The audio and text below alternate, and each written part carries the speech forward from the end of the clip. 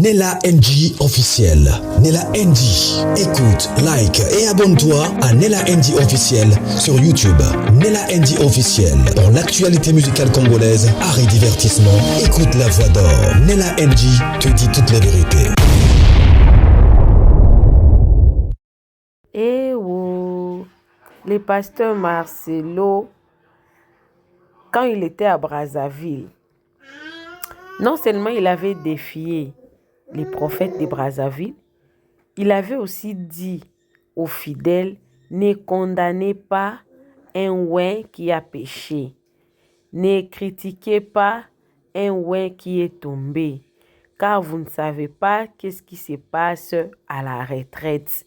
Vous ne savez pas comment il arrange avec son Dieu. Quand vous êtes en train de condamner, lui, il a déjà arrangé avec son Dieu et il a avancé. Ouh! Vous voyez les vidéos qui l'entourent de tous ces côtés-là. Il y a eu des répercussions sur ça. L'autre a parlé des syndromes d'Ibris ou maladie du pouvoir. L'autre a dit stop à l'impunité spirituelle. Il y a eu même une personne avec qui nous avons discuté.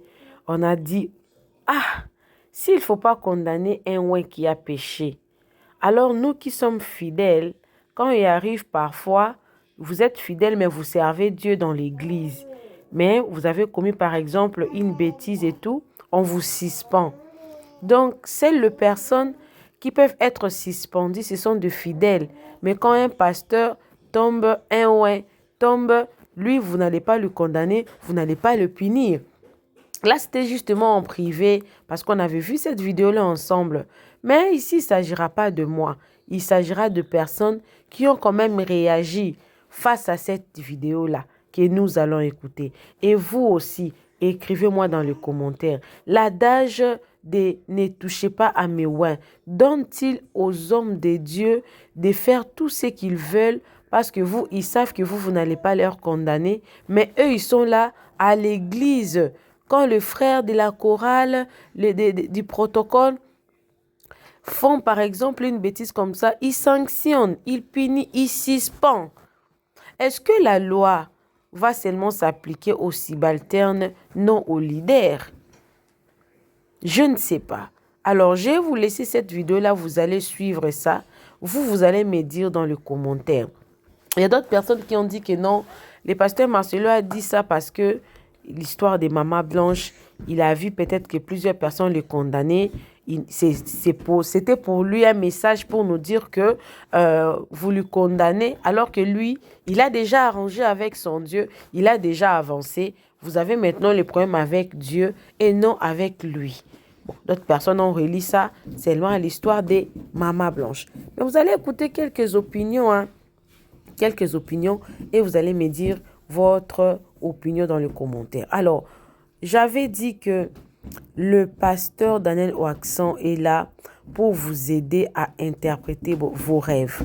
Il y a d'autres personnes qui m'ont posé la question, est-ce que c'est payant? Non, ce n'est pas payant.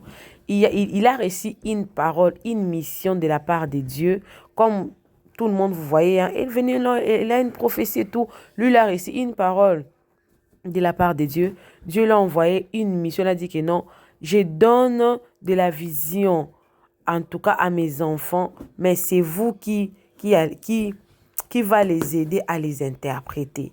Alors, si vous avez un rêve dont vous ne comprenez pas, ou vous avez reçu déjà une explication quelque part, mais ça ne vous convainc pas, contactez-moi ou contactez directement le pasteur Daniel Oakson. L'orientation prophétique en ligne est un service prophétique où le Saint-Esprit utilise le pasteur Daniel Oakson par la grâce de Jésus-Christ pour guider les enfants de Dieu. Vous entrez dans notre studio face à face avec l'homme de Dieu pour des prières d'orientation et de délivrance. Shalom ma soeur, shalom mon frère, c'est pasteur Daniel Oakson de l'église de la Trinité du Dieu très haut en Afrique du Sud.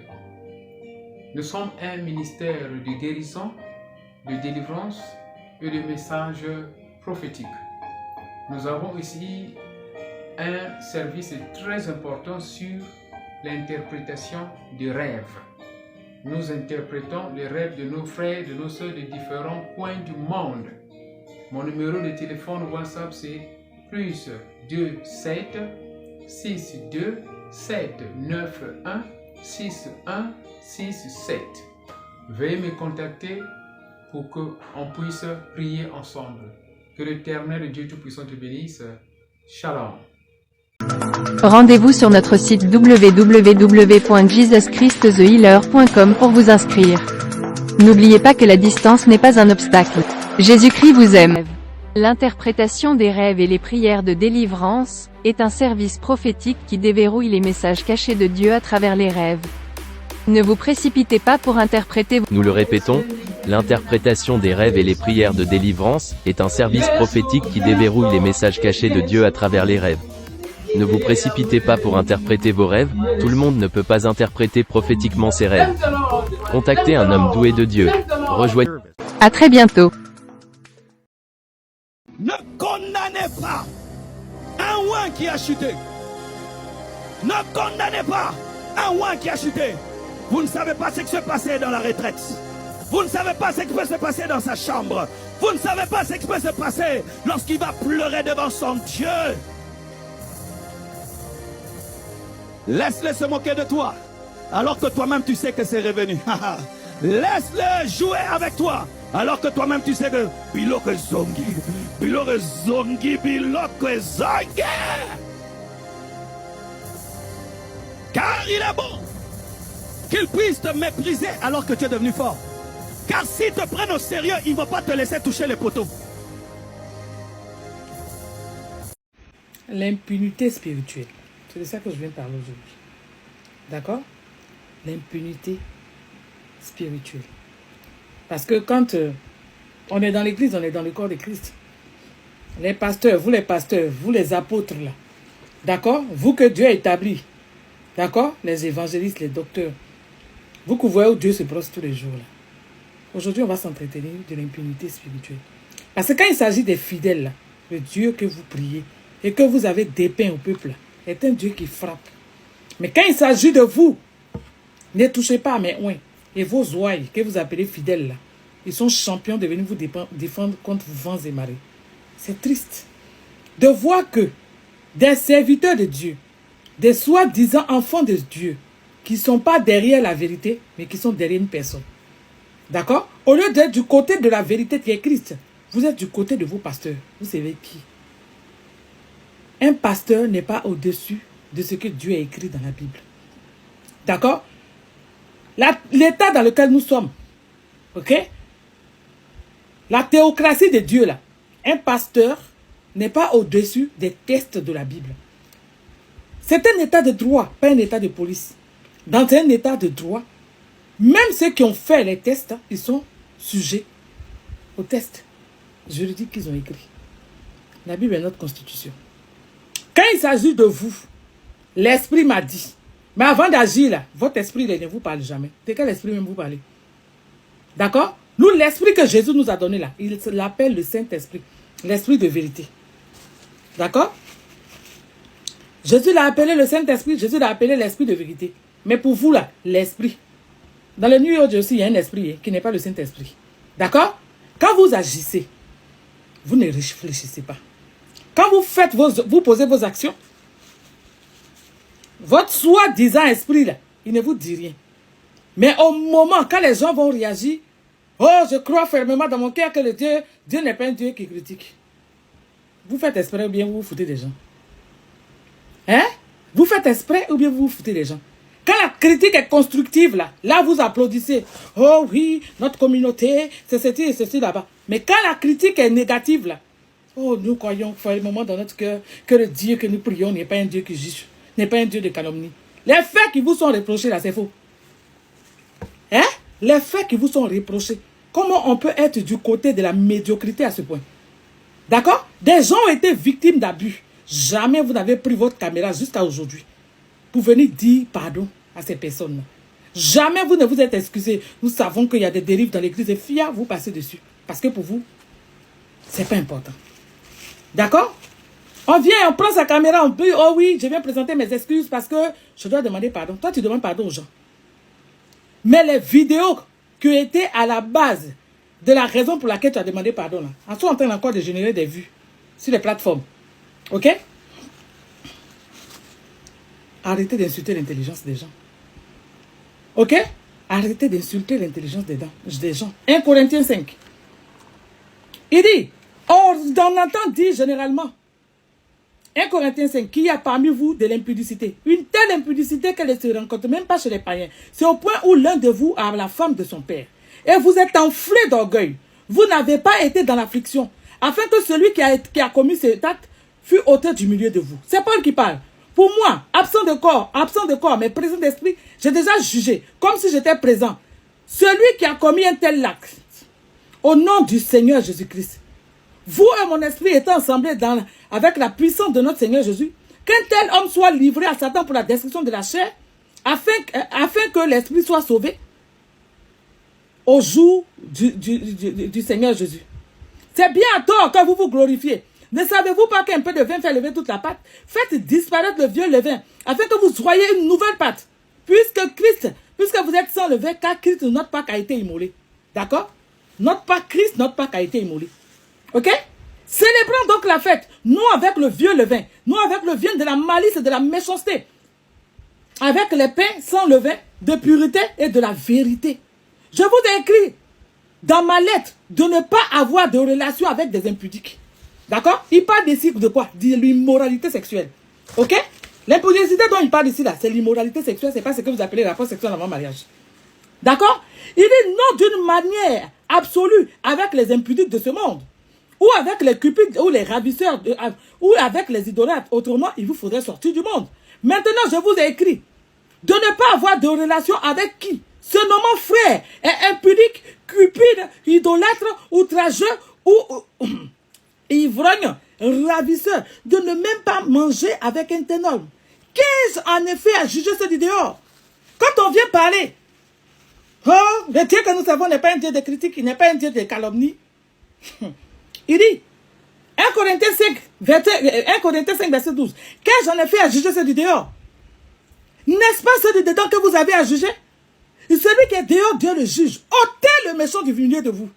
C'est pas moi qui ai écrit, c'est Paul qui a écrit. D'accord? Quand vos pasteurs font des choses là, c'est vous toujours. Dans les commentaires, vous venez, vous les défendez bec et âme. Mais soyez du côté de la vérité. Soyez du côté de Christ.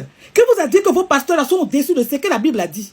D'accord? Quand on parle, ne touchez pas, mais ouais, oh, ça c'est un serviteur de Dieu. Faut cesser, Dieu va juger ses serviteurs. Au bout d'un moment, il faut arrêter. Même quand vous partez dans l'Ancien Testament, quand Nadab et Abihu, les fils d'Aaron, quand ils ont péché là, Dieu ne les a pas frappés. Et c'est vous, vos pasteurs là. Vous venez dépeindre un Dieu injuste aux yeux de l'humanité. Et quand on parle, vous dites que oh, il faut utiliser ton temps pour évangéliser. Pour évangéliser, pour envoyer les gens à qui? Dans vos églises là?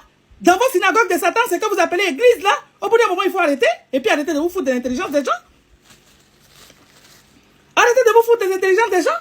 D'accord? Voilà quelqu'un qui vient se mettre devant sa caméra pour dire, soi-disant, présenter ses excuses. Et puis après, qui dit que je laisse persuader dans mon cœur que le Dieu que nous adorons n'est pas un Dieu qui critique, le Dieu que nous adorons n'est pas un Dieu de jugement. À la fin des temps, il va faire quoi? Hein? Au temps de la fin, là, Dieu va faire quoi à l'humanité? Il va venir faire bisous à chacun de nous? Hein? Il va d'abord juger le monde. Ok? Il va juger toutes choses.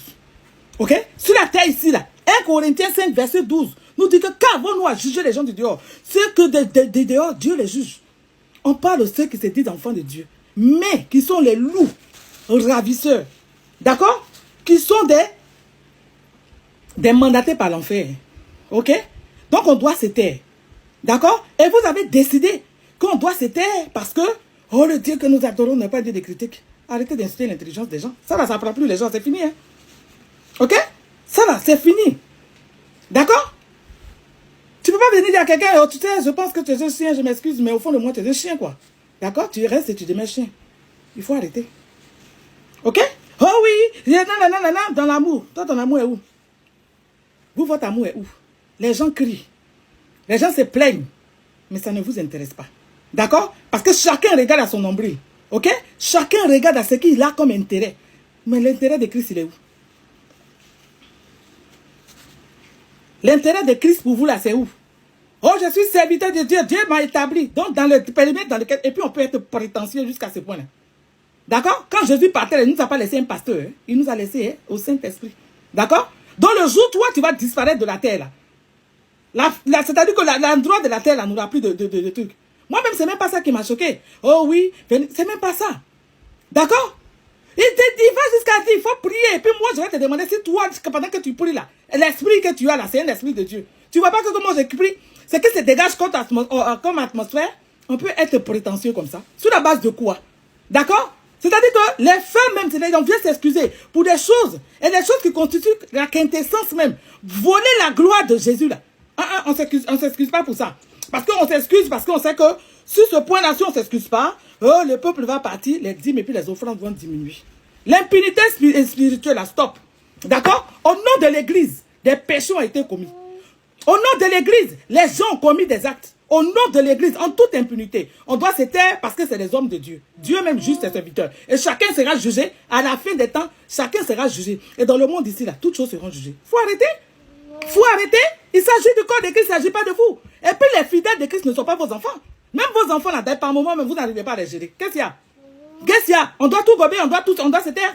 Qu'est-ce qu'il y a? D'accord? Vous êtes au-dessus de Dieu. Vous êtes au-dessus de tout ce que Dieu fait. D'accord? Vous venez dépeindre à l'humanité un Dieu injuste qui frappe que des païens. Et puis ses serviteurs, il n'en fait rien. Au bout d'un moment, il faut arrêter. Hein? Et puis prenez la Bible, appliquez-la. 1 Corinthiens 5 s'applique aussi à vous. Voici le syndrome dont souffrent plusieurs pasteurs ici en Afrique subsaharienne. Le syndrome du bris ou encore le syndrome du pouvoir. C'est ce syndrome-là qui a traîné l'Église, les chrétiens, dans la descente aux abîmes. C'est un trouble de la personnalité qui fait à ce que la personne vive dans la démesure et dans un orgueil inouï. Le syndrome de du pouvoir ou encore le syndrome du bris fait à ce que la personne use de son autorité, use de son pouvoir pour mater les autres. Et ce qui se passe dans la plupart de nos églises. Lorsque un chrétien devient pasteur sans résoudre ce syndrome-là, le syndrome du bris, parce que c'est lui qui a entraîné le chaos dans la plupart de nos églises. Ce syndrome-là est à l'origine même de la prolifération des fausses doctrines. Ce syndrome-là est à l'origine du fait que les fausses prédications, les fausses visions, les fausses doctrines, les faux enseignements circulent dans les églises. Et c'est ce syndrome-là qui a fait ce que les gens soient dépossédés et dépouillés de leurs biens. C'est ce syndrome-là. Lorsqu'un chrétien veut devenir pasteur, c'est-à-dire leader des autres, il faut qu'il surveille ce syndrome.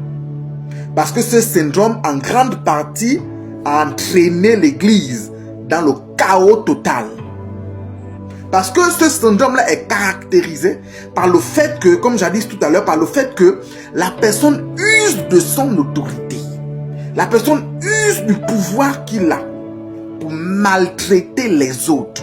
Et c'est ce qui se passe dans la plupart de nos églises. La plupart des pasteurs vivent dans un abus total dans la gestion d'autrui, dans la gestion des autres. Ils ne respectent pas ni la spiritualité des chrétiens, ils ne respectent pas la spiritualité, la conscience d'autrui, ils ne respectent pas l'humanité d'autrui. À cause de ce syndrome-là, les pasteurs ici en Afrique subsaharienne sont malades. Ils souffrent de ce qu'on appelle le syndrome du bris. C'est eux qui doivent dicter. Un pasteur doit orienter le chrétien dans sa vie et sa foi, mais pas devenir Dieu dans sa vie. C'est ce syndrome-là qui a fait à ce que le pouvoir, où on dit que non, le pouvoir qui a fait à ce que lorsqu'on parle du pouvoir, par exemple, du Père dans la foi, ça devient autre chose que ce qu'il devrait être. C'est ce syndrome-là qui a fait à ce que les pères de l'Église, les pères dans la foi, les grands frères dans la foi, abusent des autres, abusent de l'humanité des autres, abusent de la conscience des autres. C'est ce syndrome-là. Vous trouvez l'escroquerie dedans. Vous trouvez l'escroquerie dedans. Vous trouvez les détournements de fonds dedans. Vous trouvez les détournements de matériaux des gens dedans. Vous trouvez les détournements des femmes des autres. dedans. Vous trouvez les détournements des visions des autres dedans. Il n'y a que lui qu'on doit écouter. Ce qu'il dit ne doit pas être remis en question. Il n'y a que lui. Vous devez suivre ce qu'il dit. On ne peut pas suggérer avec lui. Tout ce qu'il dit est bien. Même quand c'est mauvais, vous devez faire. Parce que c'est moi le pasteur. Parce que c'est moi le daddy. Parce que c'est moi le père dans la foi. Tu n'as pas le droit de dire non. Quand tu dis non, ou bien quand tu veux dire que est-ce qu'on peut faire comme ça, ça fait de toi un déloyal. Ça fait non, non, non. Les pasteurs sont des psychopathes aujourd'hui dans la plupart de nos églises. C'est pas Holden le théologien qui en parle. Mais ce syndrome-là a été proclamé par les grands psychanalystes. Ceux qui ont étudié le comportement de l'homme. Ils sont arrivés au point de ressortir qu'il y a un syndrome, il y a une maladie vraiment qui est caractérisée par le trouble de la personnalité qui fait à ce que les personnes abusent de leur pouvoir. Oui, même dans nos États, dans nos États, on reconnaît que le pouvoir a été donné à quelqu'un, mais il ne faut pas que la personne abuse de ce pouvoir-là dans l'objectif de mater et de maltraiter les autres.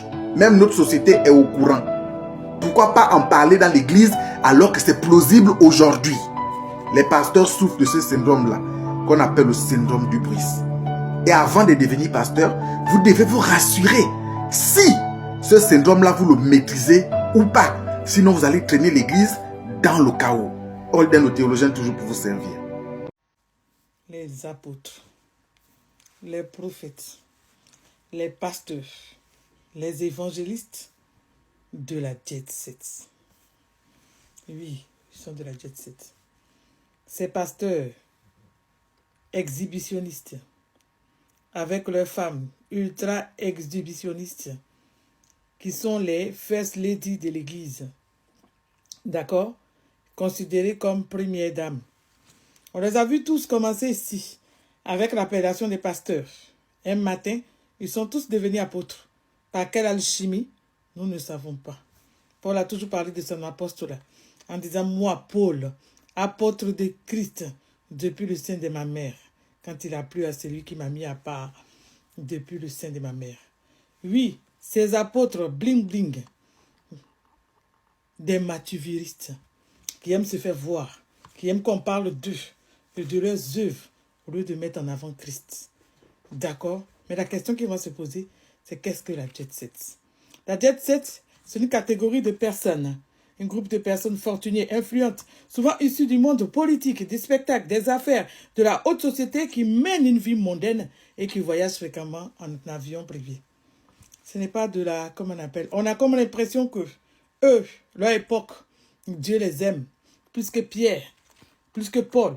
Parce qu'on peut entendre Paul dans 2 Corinthiens 11, verset 27. Il dit, j'ai été dans le travail, dans la peine, exposé à de nombreuses veilles, à la faim, à la soif, à des jeûnes multiples, multipliés au froid et à la nudité. Oh, c'est l'image d'un Dieu béni, d'un Dieu qui bénit, des dîmes, d'offrandes, de où il faut donner. Ils sont de tous les côtés, avec les grands de ce monde, avec les riches, avec ceux qui ont l'argent dans leur communauté, sauf avec ceux pourquoi Dieu les a appelés, c'est-à-dire les affligés, avec les pauvres. Apôtres et pasteurs de la jet set. Aujourd'hui, dans leurs sorties médiatiques, ils se tonnent, ils s'offusquent en disant que c'est quelle catégorie de fidèles. Nous aussi, nous nous posons la question. Ça, c'est quelle catégorie de pasteurs? Ça, c'est quelle catégorie d'apôtres qui ne ressemblent à rien à ceux que nous avons connus quand nos parents nous prenaient par la main pour nous envoyer à l'église, de sorte à pouvoir entendre la bonne nouvelle de l'évangile. Partout, c'est le culte de la personne, le culte du Matthieu vu, avec des temples cosmopolitains, avec des temples grands, pendant que Jésus n'a pas construit d'église et que les disciples n'ont pas construit d'église non plus. Pourquoi? Parce que Christ savait que l'église, ça serait toi, ça serait moi. Parce que quand tu donnes ta vie à Jésus, Dieu vient habiter de ton esprit. Oui, apôtre de la jet set, pasteur de la jet set, prophète de la jet set. Ceux qui ne travaillent que dans le Matthieu. Vous vous offusquez et vous étonnez de ce que, aujourd'hui, les réseaux sociaux, tout le monde s'offusque de votre manière de vivre. Les chrétiens crient Oh, quelle est cette jeune génération de chrétiens qui critiquent tout? Ah oui, il était question de Jean-Baptiste. En son temps, Jean-Baptiste et puis Jésus, ils sont nés quasiment à la même période. Ils ont commencé quasiment ensemble. Quand Jean-Baptiste criait dans le désert, il fallait que les gens se repentissent. Oui, il y avait des prophètes avec Jean-Baptiste, mais la Bible présente Jean-Baptiste comme le dernier prophète de l'Ancien Testament. Quand les fidèles de Dieu, quand le peuple de Dieu sort pour crier, pour pointer du doigt vos hérésies, pour pointer du doigt vos inutilités. Oh, ça c'est quelle génération de chrétiens qui critiquent tout. Eh oui, nous aussi nous nous demandons quelle génération de pasteurs vous êtes. D'accord? Qui êtes tout, sauf là où Dieu veut que vous soyez. Oui, nous allons vous dire, parce que Jésus revient bientôt. Nous allons vous dire ce que vous faites de travers et nous ne nous tairons pas. Nous allons vous dire, parce que à chaque fois, c'est vous qui venez nous dire, oui, vivez dans la sanctification, soyez des modèles. Aujourd'hui, vous n'êtes pas des modèles pour le peuple. Non. Aujourd'hui, vous n'êtes pas des modèles pour le peuple. Non, vous n'êtes pas des modèles. Et quand le modèle, ce qui devait être modèle n'est pas le modèle, on va le lui dire. Vous prêchez toujours, vous dites quand le sel perd sa saveur, avec quoi la lui rendra-t-on? D'accord? L'église est là et Christ est là. Vous demandez à l'église, oh oui, c'est une attaque de l'église. Oh, les fidèles, priez. Mais vous êtes rigolo. Vous êtes rigolo, pasteur de la Jet Set. Vous êtes bien rigolo. Pour avoir un seul rendez-vous avec vous, vos fidèles doivent débourser des sommes. Des formes faramineuses, oui. Un rendez-vous, 1 heure de rendez-vous coûte combien? Vous venez et vous demandez aux gens de prier. Vous avez payé quoi? Pour que les fidèles puissent prier. Avant de pouvoir prier pour vous, vous devez vous repentir, vous, devant le Seigneur. Parce que la Bible déclare que le scandale peut arriver. Mais malheur à la personne par laquelle le scandale passe. Ce sont ces versets-là que vous utilisez vis-à-vis de vos fidèles. Pour les effrayer, nous vous retournons vos versets. D'accord? Nous vous les retournons. Le scandale est arrivé dans l'église avant de vos bling-bling à cause de vos manières de vivre. Oui, le bling-bling avec vos first ladies que vous avez imposées dans les églises comme première dame. Des pasteurs qui arrivent avec des first ladies au sac à main. Vous ne pouvez pas attraper. Un pasteur qui arrive à l'église, on le filme depuis sa voiture jusqu'au culte. On nous montre ses chaussures, on nous montre sa voiture. L'exhibitionnisme. Un pasteur qui ne peut même pas attraper son sac, qui ne peut même pas attraper sa Bible. Il a des larbins qui sont là, comme des boys, en train d'attraper. Oh, avez-vous oublié, pasteur de la Jet Set, que celui que vous avez pour modèle, Jésus-Christ, Yeshua Mashiach, il a lavé les pieds de ses disciples. Quel modèle de pasteur vous êtes? Oui, nous aussi, nous nous indignons. Nous nous demandons quelle génération de pasteurs vous êtes. Quelle génération d'apôtres. Quelle génération de pasteurs. Oui, moi j'étais l'église. Moi j'étais ceci. Nous construisons maintenant des supermarchés. Oui, des centres commerciaux qu'on appelle église. Comme maintenant, quand nous savons que Jésus a chassé les échangeurs, les vendeurs dans le temple de son Père. Quelle est l'image de cette église que vous voulez dépeindre? Oui, vos femmes, pour nous imposer des first lady, il faut cotiser pour l'anniversaire de la first lady. Vous n'avez pas honte. Vous n'avez pas honte. Des pasteurs qui tendent le micro à les femmes. Il n'est pas question ici de l'appel de la femme. Oui, il faut que la femme clôture, comme on appelle, la prière. Regardez-moi ça. Que des inutilités, que des hérésies. Venez nous dire à quel moment Pierre a donné le micro à sa femme. Dans une assemblée, pour terminer une prière, ou bien pour présenter quoi que ce soit. Vos femmes sont mises en avant, vos biens sont mis en avant, vos enfants sont mis en avant. Jésus ne vous a pas appelé pour faire de l'exhibitionnisme. Jésus vous a appelé pour sauver l'église. Jésus vous a appelé pour annoncer la bonne nouvelle du royaume. Oui, vous demandez au peuple de prier. Mais avant que le peuple de Dieu prie, il va falloir que vous aussi vous rentrez dans une repentance sincère. Oui, il va falloir à chaque moment vous demander, oui, nous allons jeûner. Mais vous aussi, mettez-vous à genoux. Repentez-vous. Repentez-vous de vos œuvres. Repentez-vous de vos œuvres funèbres. Nos œuvres funestes macabres dans le temple de Dieu. Oui, vous choquez. Oui, vous choquez le corps de Christ. Et le corps de Christ va vous dire, Jean-Baptiste s'est levé, il a crié. Et il y a eu repentance. Et Christ est venu après. Si vous voulez que Jésus revienne, il faut que vous puissiez vous répandre de vos dîmes, de vos offrandes. Et que vous soyez le modèle. Et que vous enseignez la saine doctrine. C'est que Christ est venu donner. Oui, Christ n'est pas venu parler du monde. Tout est l'argent. Tout est exhibitionnisme. Un pasteur va filmer ses chaussures pour nous montrer qu'il porte une Berlucci. Qu'est-ce que nous en avons à foutre? Nous n'en avons rien à foutre. Avant vous, il y avait des riches dans le monde qui se cachent et qui se cachaient. Ils ne mettaient pas des marques de matière ostentatoire pour que nous puissions savoir qu'ils sont arrivés. Attention, attention, Attention, attention. Vous dites toujours au peuple, attention. Il y en a un qui se lève, qui vient défendre ses frères. Parce qu'il estime que lui, il est devenu le Saint-Esprit pour venir défendre ses frères. Hey, quand c'est nous, vous nous dites, oh, ne laissez, Dieu va répondre au temps marqué. Vous venez, vous répondez. Vous venez, vous répondez sur les réseaux sociaux. Parce que pour vous, vous avez du répondant. Il faut que vous puissiez venir répondre à ces petits chrétiens. Jean-Baptiste était considéré comme un petit, mais avec l'onction de Dieu. Et qu'il parlait, il y avait des repentances. Oui, le royaume des cieux est proche. Et Jésus revient bientôt. Avant que le peuple puisse prier pour vous. Repentez-vous de vos œuvres. Repentez-vous de vos œuvres funestes. De vos œuvres macabres. Descendus tout droit de l'enfer. Oui, apôtre de la Jet-Set. Prophète de la Jet-Set, pasteur de la Jet-Set, avec des femmes bling-bling, avec l'extravagance à outrance, des voitures, des ceci. Nous savons que Dieu bénit. Mais oui, Paul a dit ici qu'il travaillait. Oui, vous êtes assis. Et vous êtes le modèle d'une génération qui veut tous devenir pasteurs à cause de la facilité, à cause de l'image de Christ que vous donnez. Non, le Dieu que nous prions n'est pas un Dieu de la médiocrité. La Bible déclare que l'excellence s'attache à Christ. Revenez. Revenez de vos voies. Revenez de votre mauvaise voie, de vos mauvaises voies. Repentez-vous. Oui, fléchissez les genoux. Avant que l'Église puisse prier pour vous, il faut qu'on vous dise, pour qu'il y ait une repentance, une remise en question sincère. Et quand l'Esprit va nous convaincre, à notre esprit, que vous êtes repentis, alors nous allons prier. Parce que notre action n'est pas de vous voir à terre, mais de vous voir lever. Si vous êtes vraiment enfant de Dieu, repentez-vous, parce que Jésus revient bientôt. Vous savez, c'est quoi la stratégie des gourous spirituels, des faux pasteurs, etc., quand ils sentent que leur système il est en train d'être démasqué et qu'il est en train de s'effondrer? Je vais vous énumérer des choses et vous allez très vite comprendre. Première chose, il joue la carte du martyr.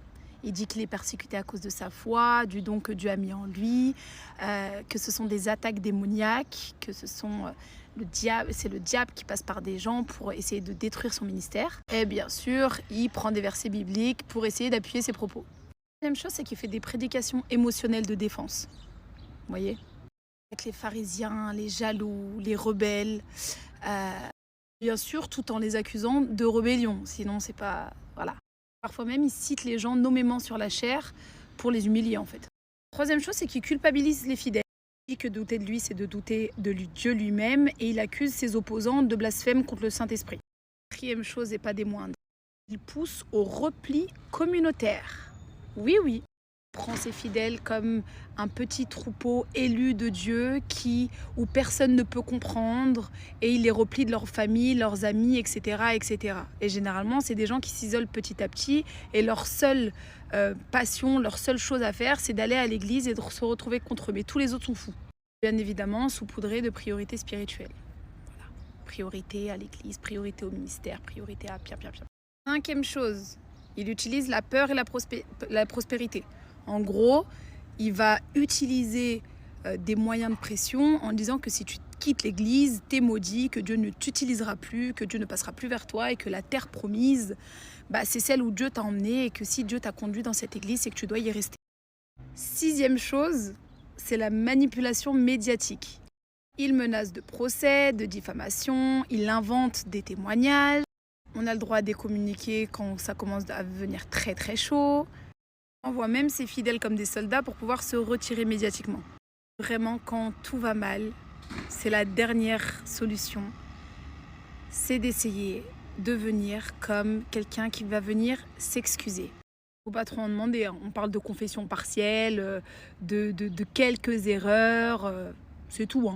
Bien évidemment, il demande partiellement pardon, mais sans réparer, sans énumérer ce qu'il a fait, voilà.